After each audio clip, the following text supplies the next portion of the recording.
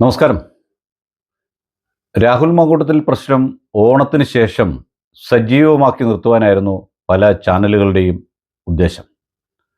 അതിന് C P എമ്മിൻ്റെ മൗനാനുവാദവും കോൺഗ്രസിലെ ഒരു വിഭാഗത്തിൻ്റെയും ബി ജെ പിയുടെയും സപ്പോർട്ടും അവർക്ക് നൽകിയിരുന്നു എന്നാണ് രഹസ്യമായി അറിയാൻ സാധിച്ചത്. ആ സമയത്താണ് അവർക്ക് ബുദ്ധിമുട്ടുണ്ടാക്കുന്ന ഇടുത്തി പോലെ കുന്നംകുളം പോലീസ് സ്റ്റേഷൻ മർദ്ദനം വരികയും അതുമായിട്ട് മുമ്പോട്ട് പോകേണ്ട അവസ്ഥയിലെത്തുകയും ചെയ്തു. അവിടെ ഈ ഒരു കാര്യം സൂചിപ്പിച്ചിട്ട് രാഹുൽ വിഷയത്തിലേക്ക് വരാം.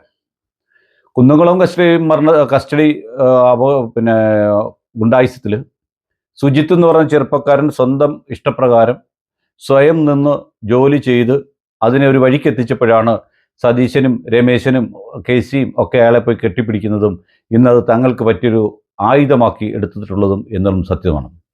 അത് നിങ്ങൾക്ക് ചിന്തിച്ചാൽ മനസ്സിലാവും. അല്ലാതെ ഇവരാരും ഒന്നും തന്നെ ആ കൂട്ടത്തിൽ കാര്യത്തിൽ ചെയ്തിട്ടില്ല. ഇപ്പോൾ മാല കൊടുക്കുന്നു, മോതിരം കൊടുക്കുന്നു, ഇതൊക്കെയാണ് സംഭവിച്ചത്.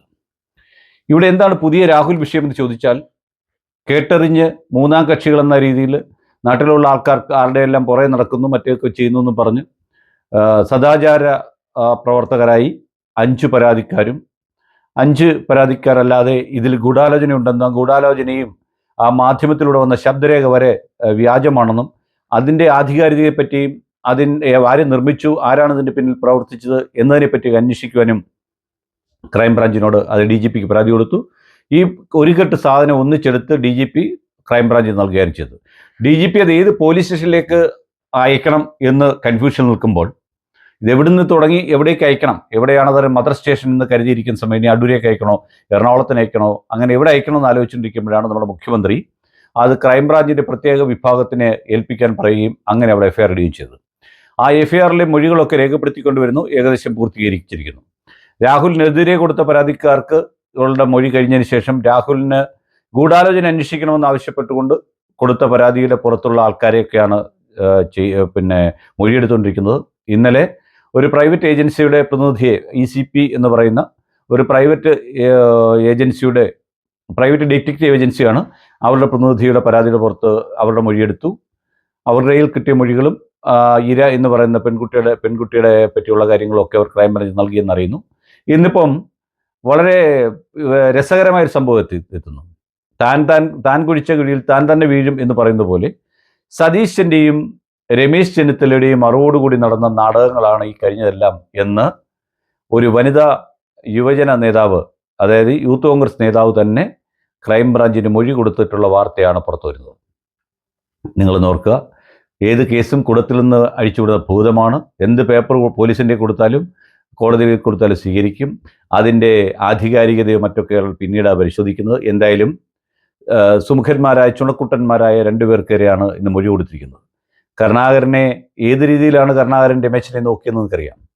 ഒരു സ്വന്തം വളർത്തു മകനെപ്പോലെ കൊണ്ടു നടന്ന് കേരള രാഷ്ട്രീയത്തിലും ഇന്ത്യൻ രാഷ്ട്രീയത്തിലും ദേശീയ തലത്തിലും പ്രവർത്തിക്കാൻ അവസരം കൊടുത്ത കരുണാകരനെ രമേശ് ചെന്നിത്തല ഏത് രീതിയിലാണ് വലിച്ച് താഴെയിട്ടതെന്നും ചവിട്ടിക്കൂട്ടാൻ കൂട്ടുന്നതെന്നും നിങ്ങൾക്കറിയാം. അതിനുശേഷം നമ്മുടെ വളരെ ധീരനായ, തൻ്റെ അറിവിൻ്റെയും തൻ്റെ അറിവുകേടിൻ്റെയും പുറത്താണ് താൻ ജീവിക്കുന്നതെന്ന് സ്വയം അഹങ്കരിക്കുന്ന പ്രതിപക്ഷ നേതാവ്, പൂർണ്ണ പരാജയമായ സതീശൻ കഴിഞ്ഞ മന്ത്രിസഭയിൽ, അതായത് 2011-16 മന്ത്രിസഭയിൽ ഉമ്മൻചാണ്ടി മന്ത്രിസഭയിൽ മന്ത്രിസ്ഥാനം കിട്ടാത്തതിൻ്റെ പേരിൽ ഉമ്മൻചാണ്ടിയുടെ ഇടഞ്ഞു നിൽക്കുകയും സരിത പ്രശ്നം വന്ന സമയത്ത് പരോക്ഷമായി അദ്ദേഹത്തെ നോവിക്കുകയും വാക്കുകൊണ്ട് നോവിക്കുകയും ചെയ്ത മനുഷ്യൻ, അയാളുടെയും പേരാണ് ഇപ്പോൾ പറഞ്ഞിരിക്കുന്നത്. കാലം പണ്ട് ആയിരുന്നു പല കാര്യങ്ങളിലും തീരുമാനങ്ങൾ നൽകിയിരുന്നു. ദൈവം ഇപ്പോൾ അപ്പം കൊടുക്കുകയാണ്. അങ്ങനെ അവരുടെ പങ്കും ഈ ഗൂഢാലോചന അവർ നടത്തിയതാണെന്നും ഈ രാഹുലിനെതിരെയുള്ള മുഴുവൻ കാര്യങ്ങളുടെ എല്ലാ കാര്യങ്ങളും അറിയാവുന്നവർ ഇവർക്കാണെന്നും ഇവരാണ് ഈ പ്രശ്നങ്ങളെല്ലാം ഇത്തരത്തിലാക്കിയെടുത്തതെന്നും അവർക്കെതിരെ കൂടി അന്വേഷണം വേണമെന്ന് ആവശ്യപ്പെട്ടുകൊണ്ട് മൊഴി കൊടുത്തിരിക്കുന്നു എന്ന വാർത്തയാണ് പുറത്തു വരുന്നത്. ഓർക്കേണ്ട ഒരു കാര്യം, പണ്ട് ഭർത്താവിൻ്റെ ചെവിയിൽ ഭാര്യ താൻ ഗർഭിണിയാണെന്ന് പറയുകയും, അല്ലെ കാമുകനാൽ ഗർഭിണിയായ പെൺകുട്ടി കാമുകൻ്റെ ചെവിയിലോ ആരും അറിയാതെ ചെന്ന് പറയുകയും അതിനെ വളർത്തണമെന്നോ കല്യാണം കഴിക്കണമെന്നോ ഒക്കെ ആവശ്യപ്പെടുകയും ചെയ്യുന്ന കാലം കഴിഞ്ഞിട്ട് ഇന്ന് നമ്മുടെ ഒരു അന്വേഷണ ഏജൻസി സംശയത്തിൻ്റെ പേരിൽ പല പെൺകുട്ടികളെയും ചെന്ന് കണ്ടിട്ട്, നിങ്ങൾ രാഹുൽ മാങ്കൂട്ടത്തിൽ നിന്ന് ഗർഭം ധരിച്ചിട്ടുണ്ടോ, ഉണ്ടെങ്കിൽ ആ ഗർഭം അലസിപ്പിച്ചിട്ടുണ്ടോ, അലസിപ്പിച്ചത് ഏത് ആശുപത്രിയിലാണ്, ഏത് വർഷമാണ്, ഏത് മാസമാണ് സംഭവിച്ചത്, നിങ്ങളെ അയാൾ റേപ്പ് ചെയ്യുകയായിരുന്നോ, അതോ നിങ്ങളുടെ സമ്മതത്തോടുകൂടി ശാരീരിക ബന്ധമാണ് ഉണ്ടായത് എന്ന് ചോദിക്കുന്ന ഒരു ഗതികേടുണ്ടല്ലോ. നിങ്ങളൊന്ന് ആലോചിച്ച് നോക്കുക. നമ്മൾ ഓരോരുത്തരും നമുക്ക് പരിചയമില്ലാത്തൊരു പെൺകുട്ടിയുടെ അടുത്ത്, ഒരുപക്ഷെ ആ ചെല്ലുന്ന ഉദ്യോഗസ്ഥൻ്റെ മകളാവാൻ പ്രായമുള്ള പെൺകുട്ടിയായിരിക്കാം, അല്ലെ സഹോദരിയാകാൻ പ്രായമുള്ള, അല്ലെ ഭാര്യയാകാൻ പ്രായമുള്ള പെൺകുട്ടിയോട് ഇന്ന് ചോദിക്കുകയാണ്, നിങ്ങൾ രാഹുൽ മാങ്കൂട്ടം പറയുന്ന MLA അറിയുമോ? അയാളിൽ നിന്ന് അയാൾ നിങ്ങളെ ശാരീരികം ഉപദ്രവിച്ചിട്ടുണ്ടോ? അത് നിങ്ങളുടെ സമ്മതപ്രകാരമായിരുന്നോ? ഏത് ഹോട്ടലിൽ വെച്ചായിരുന്നു? ഏത് റൂമിൽ വെച്ചായിരുന്നു? അല്ലെങ്കിൽ ഏത് വീട്ടിൽ വെച്ചായിരുന്നു? ഏത് സമയത്തായിരുന്നു? ആരൊക്കെ രാഹുലിനോടൊപ്പം ഉണ്ടായിരുന്നു? നിങ്ങൾ ആ ശാരീരിക ബന്ധത്തിൽ ഗർഭിണിയായിട്ടുണ്ടോ? ആ ഗർഭം നിങ്ങൾ എന്ത് ചെയ്തു? അത് ആശുപത്രിയിൽ കൊണ്ടുപോയി അലസിപ്പിച്ചോ? അതല്ല നിങ്ങൾ നേരിട്ട് അലസിപ്പിച്ചോ? അതിന് എന്ത് മരുന്നാണ് നിങ്ങൾ കഴിച്ചത്? ഇങ്ങനെ നൂറ് കാര്യങ്ങൾ നമ്മുടെ സമൂഹത്തിലെ പെൺകുട്ടികളുടെ മുഖത്ത് നോക്കി ചോദിക്കാൻ വരുന്ന ഒരു ഗതികേടുണ്ടല്ലോ. അന്വേഷണ ഉദ്യോഗസ്ഥൻ ആരായാലും, അതിന് പെണ്ണായാലും ആണായാലും, അവരുടെ ഗതികേട് നിങ്ങളൊന്ന് ആലോചിച്ച് നോക്കുക. അവരുടെ മുമ്പിൽ ഇത് ചൂളിപ്പോകുന്ന ആ യുവതിയെ നിങ്ങളൊന്ന് ഓർത്ത് വെക്കുക. ഇത് മാത്രമേ ഇതുകൊണ്ട് സംഭവിച്ചുള്ളൂ. കുറേ പേരെ നാറ്റാനും കുറേ പേരെ നാറ്റിക്കാനും മാത്രമേ സാധിച്ചിട്ടുള്ളൂ എന്നുള്ള ദയനീയമായ കാഴ്ചയാണ്, അവസ്ഥയാണ് നമ്മൾ മനസ്സിലാക്കേണ്ടത്. രാഹുൽ മാങ്കൂട്ടത്തിൻ്റെ രാഷ്ട്രീയ പ്രയാണത്തിൽ തടയിടാനുള്ള ഒരു ശ്രമത്തിൻ്റെ ഭാഗമായി ഉണ്ടാക്കിയെടുത്ത കഥ. അതുകൊണ്ടാണല്ലോ പരാതിക്കാരികൾക്കൊന്നും പരാതിയില്ലാത്തത്. അല്ലാതെ സെറ്റിൽമെൻറ്റിനുള്ള സാഹചര്യങ്ങളൊന്നുമില്ല. ഒരാളിനെ അതിൽ സെറ്റിൽമെൻ്റ് എന്ന് പറയാൻ പറ്റുന്ന ഒരാൾ മാത്രമേ കാശ് മേടിച്ച് മുൻപ് പല കാര്യങ്ങൾ ചെയ്തിട്ടുള്ളൂ എന്ന് പറയുന്നു. അത് അവന്തികയാണ്. മറ്റേ കുട്ടി എന്ന് പറയുന്നത് നമ്മുടെ കേക്കച്ചൻ എന്ന് വിളിക്കുന്ന സതീശനച്ഛൻ്റെ വളർത്തുപുത്രിയാണ്. അവൾ ഒരു കാരണവശാലും അങ്ങനെ ഒരു കാര്യമായിട്ട് മുമ്പോട്ട് വരില്ല. അപ്പോൾ അവൾക്ക് തന്നെ അറിയാം, താനിത് പറഞ്ഞാൽ കോടതി മുറിക്കുള്ളിൽ താൻ ചോദ്യം ചെയ്യപ്പെടുമെന്നും തെറ്റാണ് താൻ പറയുന്നതെന്നുള്ള ധാരണയുടെ പുറത്താണ് അവൾ അങ്ങനെ പറഞ്ഞത്.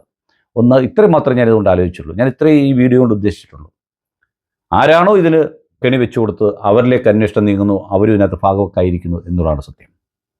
അടുത്ത ഒരു കാര്യം എന്ന് പറഞ്ഞത്, ഈ പറയുന്ന സ്ത്രീത്വത്തെ അപമാനിക്കുന്നതാണ് ഈ പറഞ്ഞ രീതിയിലുള്ള കാര്യം. ഒരു സ്ത്രീ അവളുടെ സ്വന്തം ഇഷ്ടപ്രകാരം സ്വന്തം ഇഷ്ടമുള്ള പുരുഷനോടൊപ്പം ശാരീരിക ബന്ധത്തിൽ ഏർപ്പെട്ട് അതിൽ ഒരു കുട്ടി ഉണ്ടാവുക എന്ന് വെക്കുക, അത് അലസിച്ചു എന്നും വിചാരിക്കുക. പക്ഷേ അത് മൂന്നാമതൊരാൾ പറഞ്ഞറിഞ്ഞ് വേറൊരാൾ വന്നിട്ട് ചോദ്യം ചെയ്യുന്ന അവസ്ഥ എന്ന് പറയുന്നത് ആലോചിച്ച് നോക്കുക. കേരളത്തിലെ സ്ത്രീ സമൂഹത്തോടുള്ള ഏറ്റവും വലിയ അവഹേളനവും അവജ്ഞയും നിറഞ്ഞതാണ് ഈ സംസ്ഥാന സർക്കാരിൻ്റെ രാഹുൽ മാങ്കൂട്ടത്തിനെതിരെയുള്ള FIR-ഉം ക്രൈംബ്രാഞ്ച് അന്വേഷണം. രാഹുൽ മാങ്കൂട്ടത്ത് എന്ന് പറയുന്ന ആൾ തെറ്റ് ചെയ്തു എന്ന് ആരെങ്കിലും വിളിച്ചു പറയുകയോ പരാതി എഴുതി തരികയോ ചെയ്താൽ നിങ്ങൾക്ക് അന്വേഷിക്കാം. അല്ലാതെ നിങ്ങൾ ഈ കാണിക്കുന്നതെല്ലാം കേരളത്തിലെ സ്ത്രീകളോട് കാണിക്കുന്ന ഏറ്റവും വലിയ ക്രൂരതയാണെന്ന് മാത്രമേ സൂചിപ്പിക്കാൻ സാധിക്കുകയുള്ളൂ. അങ്ങനെ വിശ്വസിക്കാനും എന്നെപ്പോലെ ചിന്തിക്കുന്ന പലർക്കും സാധിക്കുള്ളൂ എന്നുള്ളതാണ് സത്യം. എന്തായാലും സ്വന്തം മകൻ്റെയോ അനിയൻ്റെയോ പ്രായമുള്ള ഒരാളിനെ മുമ്പോട്ട് നയിക്കുന്നതിൽ നിന്ന് തടഞ്ഞു നിർത്തുന്ന ആവരുത് രാഷ്ട്രീയ പ്രവർത്തനവും പൊതുജീവിതവും. നന്ദി, നമസ്കാരം.